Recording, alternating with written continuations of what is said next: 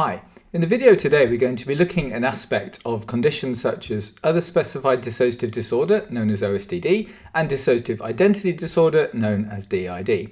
And within these conditions, one of the defining characteristics is the presence of parts or alters or others. There are many different names, but we're going to go with alters simply so that I don't get too repetitive, saying the same thing over and over again. Now, what happens in OSDD and DID is that there can either be a sort of an overt or a covert influence or interruption of these alters in everyday functioning. And what that means generally is that the person or whoever's at sort of the front of this goes through life and is engaging in various different activities in the world, and suddenly, or can grow quite gently and slowly, there's an intrusion or an interruption or an influence. So it can either be in the form of voices being heard or behaviours that start being enacted, or a feel that there's a compulsion to be driven towards a specific place or location or action or behaviour, whatever it might be. And this can be very distressing for a lot of people who aren't used to it, who don't really understand what's going on. And we see these intrusions or these influences from alters within OSDD and DID as being something that needs to be understood in order to build the collaborative processes with these alters. And this is part of the stabilization phase of therapy, which then, if worked on, built and enhanced, actually makes the trauma exploration and the other features, which are a lot more difficult in therapy, simpler and easier to overcome, because that collaborative process is essentially the foundation of most of the therapies with which the specialist services working with OSDD and DID actually use. What happens then is that the behaviour, let's say, of these alters is not understood and therefore confuses the brain. It confuses the mind, it confuses the person up front or the part or up front or whatever it might be. And that confusion can lead to frustration, that can lead to annoyance, that can lead to anger, and ultimately, sort of the worst case scenario is there's this sort of complete rejection of the alters. Like, I don't want to hear, I don't want to know, I just push them away, I deny, I reject, I just want rid of them, becomes the sort of the narrative. This is often what we hear when people sort of start in therapy and say, this is what my life has been like. I go through my everyday business, these alters sort of start taking over, or they start saying or doing all these things. It completely disrupts me, stops me from having a functional life, and I just want rid of all of it, and I want a normal life, whatever that might look like. So this is incredibly difficult for people to understand.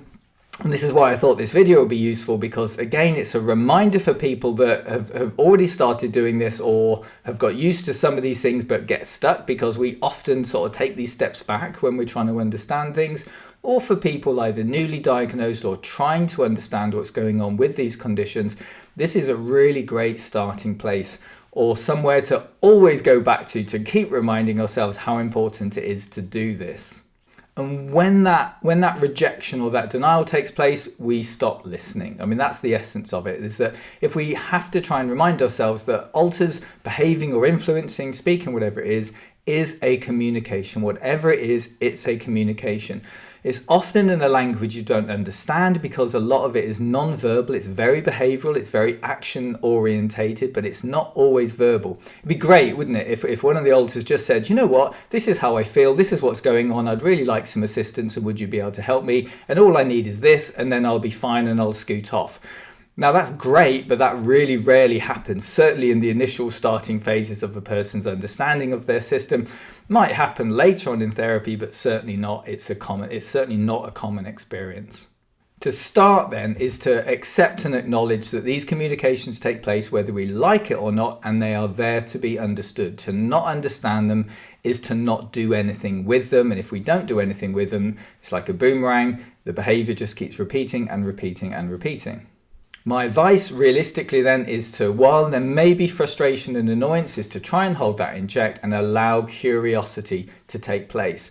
And when I say curiosity, what I mean is a gentle questioning. It's partly standing back and going, I wonder what this is actually meaning, or wonder what's going on, and also, is there anything I can do to help? So it's kind of a curiosity and a questioning, but in a very gentle and calm way, which is incredibly difficult, certainly when under duress. So sometimes this is one of those things that after the behaviour's taken place, you can go back and you can kind of try and work it out after the effect, when maybe there's a bit more room to be a bit more patient and understanding. And I suppose the hint, or the key, if we like, to trying to understand this process is to see that the origin of the behavior or the influence comes from the past and not the present. It's happening in the present, but the origin of it, the causation of that alter, is realistically formed in the past. So it's like a time traveling communication. So whatever's taking place in the present is being affected by what's happened in the past. So this is the context, and the curiosity means that we have to look at these behaviors and go, okay, I see what's happening in the present, I don't like it or I don't understand it, but where could it have come from given my own specific history? So I can't give any recommendations about what that might mean here because it's kind of infinite. What we can look at is saying that the goal, and certainly if a person is in therapy doing this, which we would always recommend because it's so much easier when you've got someone else who is emotionally detached from the actual presence of what's going on to help with that understanding. And therapists working with OSDD and DID, this is what they should be really good at doing, is trying to decode, trying to analyze the information, break it down and work it out as to what it may be. So it's okay to just accept that behavior, but we need to learn what that behavior is actually trying to tell us. Because if we can work it out, then what we do is we may end up filling an unmet need for that alter, which brings about a sort of a calm and a harmony to the system, which can ultimately be good in all areas of life. The question that I would put then, this sort of gentle questioning, is what could this behavior represent given my past? Given where I've come from, given where these alters have emerged from, given that this behavior has happened in this moment, in this time, what could it represent? And that's really the question. So I can't give those answers here because it depends on the questions, it depends on the behaviors, it depends on the history. But this is the way that we would approach it therapeutically, and this is the way that therapists can do things. But it is something that we set as a homework task, if you like, in therapy to say to people, when these behaviors are happening, stop, get a notebook out, write down what the behavior is, write down what the context is, and then try and see if you can decipher or decode that behavior. Because when you can, it's amazingly helpful because it really does develop that empathy that I keep talking about in these videos over and over again for those alters. They are formed in trauma.